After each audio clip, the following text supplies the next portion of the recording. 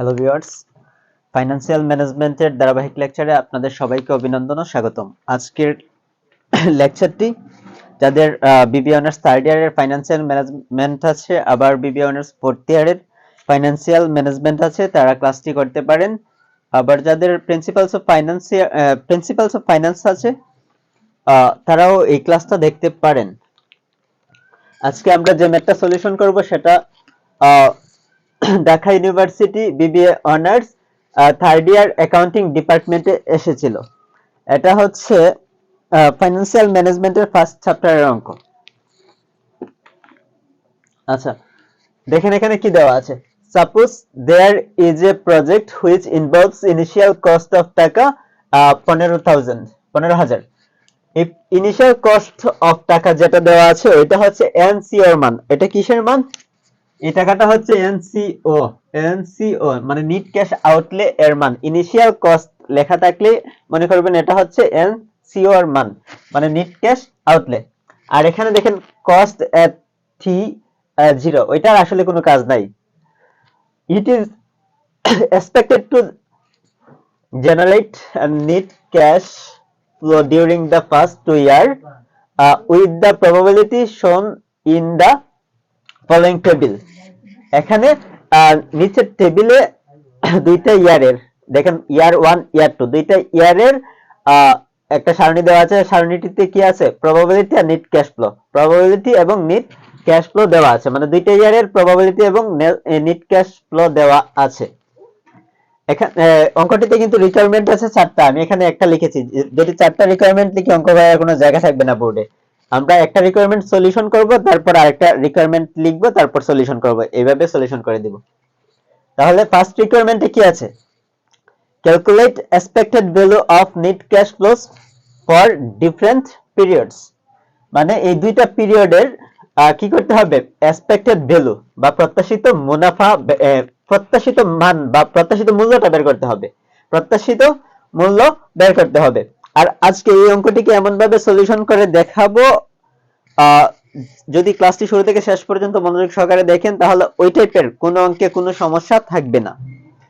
আমরা এখানে আরেকটু লক্ষ্য করি, আমরা যখন ফাইন্যান্সের অঙ্ক করব, প্রিন্সিপালস অফ ফাইন্যান্সের, তখন এখানে নিট ক্যাশ ফ্লো দেওয়া থাকবে না, এখানে আর এর মান দেওয়া থাকবে। কিসের মান দেওয়া থাকবে? রিটার্ন। এখানে কি দেওয়া থাকবে? এখানে রিটার্ন দেওয়া থাকবে, প্রবাবিলিটি এবং রিটার্ন। অঙ্কের সূত্র সেম হবে, কিন্তু জাস্ট লেখাটাতে হালকা একটু চেঞ্জ। কোন জায়গায় চেঞ্জ হবে আমি সূত্রে বলে দিব। আমরা রিকোয়ারমেন্ট 1 সলিউশন করব। ফার্স্ট লিখব we know that expected value. আর যখন ফাইন্যান্স অঙ্ক করব তখন এখানে চাইবে calculate expected rate of return চাইবে। আচ্ছা, আমরা ওই যে অঙ্কটা করতেছি ওইটাতে যা দেওয়া আছে আমরা ওই অনুযায়ী করি। এখানে কি লিখবো? Expected value E of R, বা যদি আমরা ফাইন্যান্স অঙ্ক করি তাহলে লিখবো expected rate of return E of R অথবা আর বার লিখতে পারি। ই অফ আর অথবা আর বার, এটাকে কিভাবে লিখতে পারি? ই অফ আর অথবা আর বার লিখতে পারি। আচ্ছা, ই অফ আর লিখে করব না, আর বার লিখে করব। যখন আমরা ফাইন্যান্সের অঙ্ক করব ই অফ আর লিখলে ওইটা লিখতে স্ট্যান্ডার্ড ডেভিয়েশন বের করতে গিয়ে একটু ঝামেলা হয়ে যায়।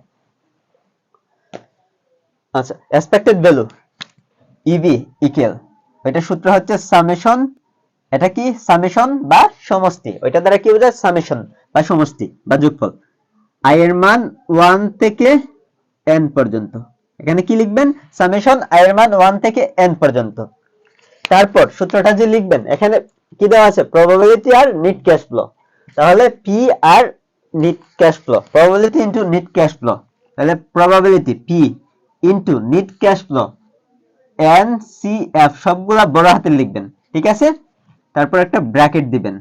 আর এখানে যেহেতু আই এর মান 1 থেকে n পর্যন্ত, আই এর মান এখানে আই দিবেন, এখানে কি দিবেন? আই দিবেন, এখানে আই দিবেন। আর যদি এখানে এই রিটার্ন দেওয়া থাকে, এখানে কি দেওয়া থাকে? রিটার্ন, তাহলে আমরা আর লিখবো, এনসিএফ আই যেখানে লিখছি আর আই লিখবো এখানে।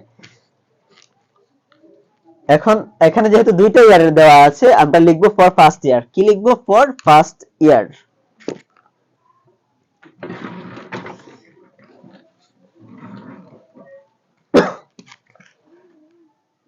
F O R, for first year. বা ইয়ার 1, ওয়াই ই এ আর, ইয়ার 1। ঠিক আছে, এখন আমরা আগে লিখি এক্সপেক্টেড ভ্যালু ই বি, যেহেতু ফার্স্ট ইয়ারের যত ইয়ার থাকবে আমরা তত লিখবো নিচে। এখানে যদি ইয়ার না দিয়ে এ আর বি দুইটা ইয়ে দেওয়া থাকতো, পিরিয়ড দেওয়া থাকতো, তাহলে আমরা এখানে এ লিখতাম। তারপর যখন ইয়ার 2 করব ওইখানে তো বি লেখা থাকতো, তখন আমরা এখানে বি লিখতাম। মানে ওইখানে যা দেওয়া থাকবে উপরে ওইখানে যা দেওয়া থাকবে আমরা ওইখানে তা লিখবো। এখানে ইয়ার 1 আছে, আমরা শুধু 1 দিলে বুঝতে পারবো যে ইয়ার 1 এর। ইবি ইকুয়াল সূত্রটা লিখবো সামেশন আই এর মান 1 থেকে n পর্যন্ত। তারপর এখানে আমরা কি লিখবো, এখানে কি দেওয়া আছে প্রবাবিলিটি, তাহলে PI into net cash flow NCF মানে নিট ক্যাশ ফ্লো আই দিব। এখন আই দিয়া মূলত কি বোঝায়, আই এর মান 1 থেকে n পর্যন্ত, মানে এখানে কয়টা মান আছে প্রবাবিলিটির, 1 2 3 4 5টা আছে। এখানে প্রবাবিলিটি যতগুলো দেওয়া থাকবে নিট ক্যাশ ফ্লো ততগুলাই দেওয়া থাকবে। তাহলে এখন আমরা কি করব, ওইটাকে কয়বার লিখতে হবে, সামেশন মানে সমষ্টি, সামেশনটা উঠায়া লিখবো। এখানে সামেশনটা উঠায়া লিখবো, ওইটা 5 বার লিখতে হবে। এখানে যতটা প্রবাবিলিটির মান বা নিট ক্যাশ ফ্লো যতগুলো দেওয়া থাকবে আমরা ওইটাকে ততবার যোগ করে লিখতে হবে। যেমন পি ইনটু এনসিএফ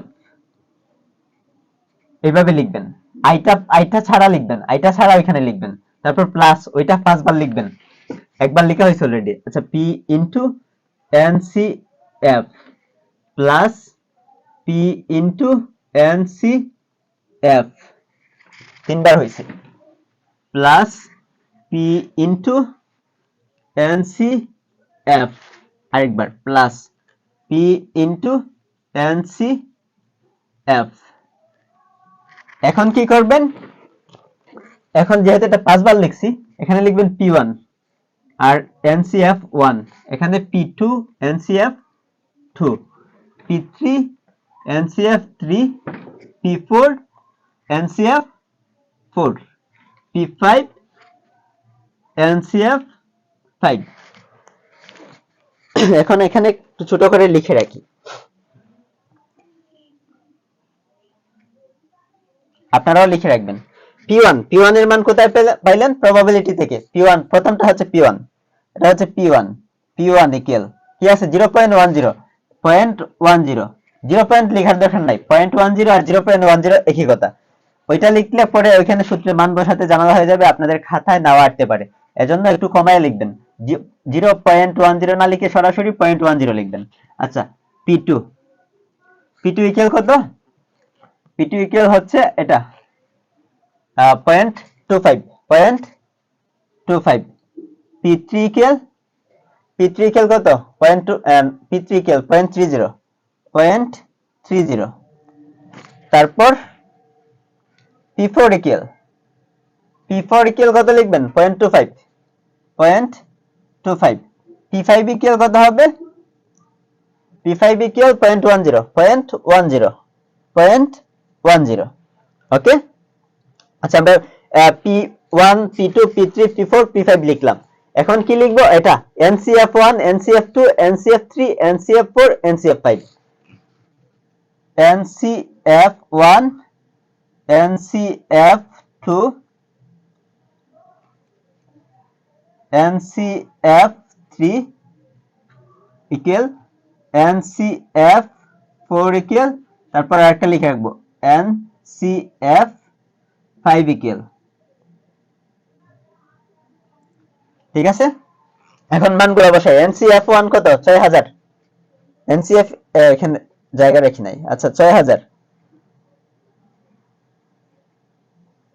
তারপর NCF2 ইকুয়াল 8000,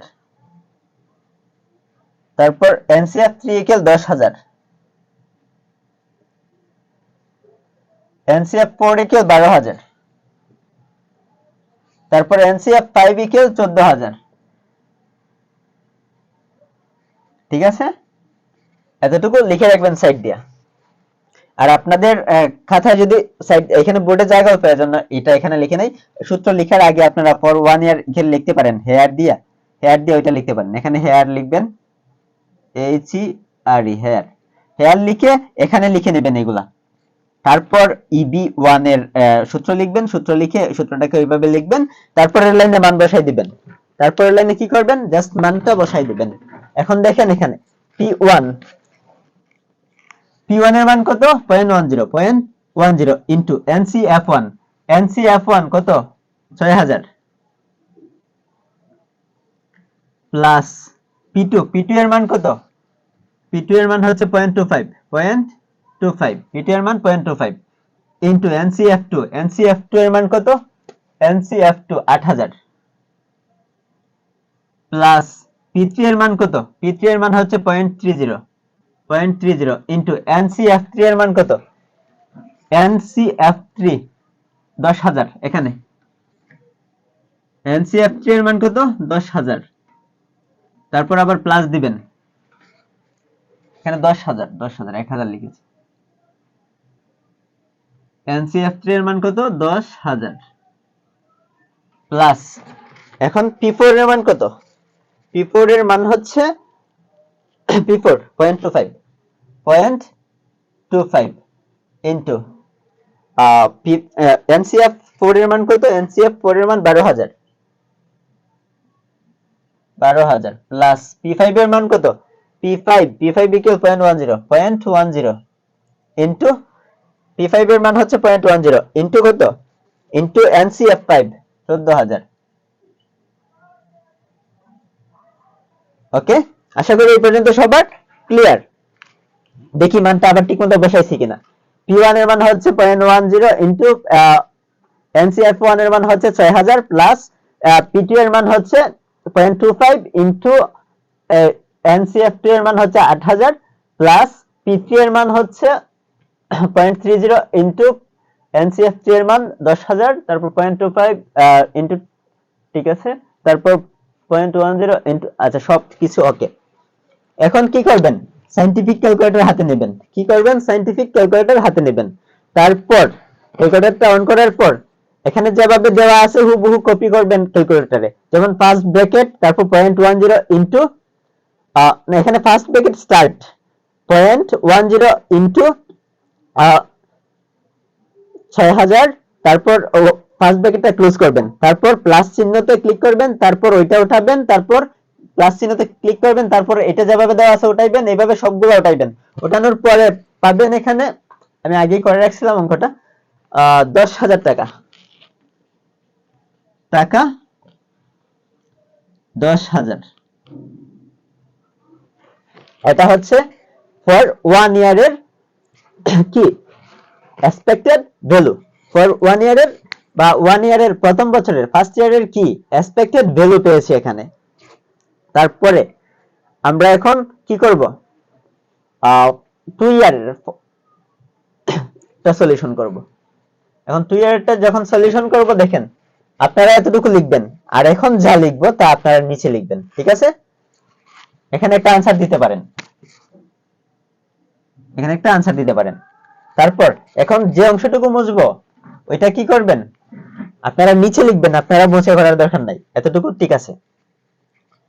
এখানে 1 না লিখে কি লিখবো, এখন 2 লিখবো। আর এই EB1 এর মানটা আমরা লিখে রাখি, পরে আমাদের কাজে দিবে। EB1 ইকুয়াল কত পাইছি, টাকা 10000, টাকা 10000। আচ্ছা, এই মানগুলো কিন্তু আমাদের পরে কাজে দিবে, যেগুলো লিখে রাখতেছি।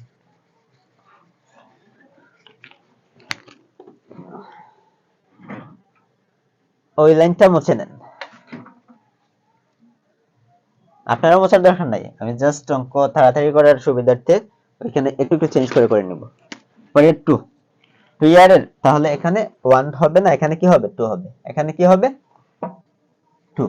আপনারা ওইটা নিচে লিখবেন, ঠিক আছে। তারপর ওইটা লিখবেন, তারপর ওইটার যেভাবে বলছিলাম সূত্রটা এইভাবে সেম হুবহু লিখে দিবেন। তারপর কি করতে হবে, মান বসাতে হবে।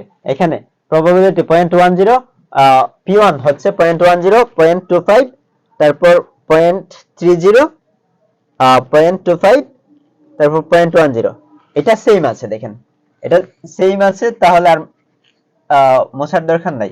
সেম, এটা সেম আছে, এটা সেম ছিল বইয়ে, ইয়েস সেমই ছিল। আচ্ছা তাইলে P1 P2 P3 P4 P5 এর মান সেম আছে, ওটা থাক। তারপর দেখেন এটা হচ্ছে NCF1, NCF1 এর মান কত, ওইগুলা একটু চেঞ্জ হবে।